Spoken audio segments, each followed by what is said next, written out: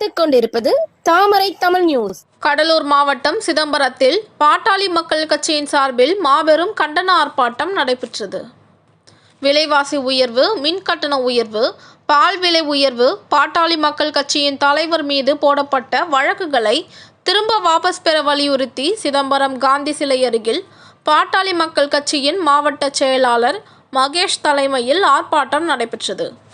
இதில் சிறப்பு விருந்தினராக வன்னியர் சங்க மாநில தலைவர் அருள்மொழி மற்றும் மாநில பொதுக்குழு உறுப்பினர்கள், ஒன்றிய செயலாளர்கள், கட்சி நிர்வாகிகள், மகளிர் அணி மற்றும் 100க்கும் மேற்பட்டோர் தமிழக அரசு ராஜினாமா செய்துவிட்டு வெளியேற வேண்டும் என்றும், பாட்டாளி மக்கள் கட்சியின் தலைவர் மீது போடப்பட்ட வழக்குகளை வாபஸ் பெற வேண்டும் என்றும் மாபெரும் கண்டன ஆர்ப்பாட்டம் நடைபெற்றது.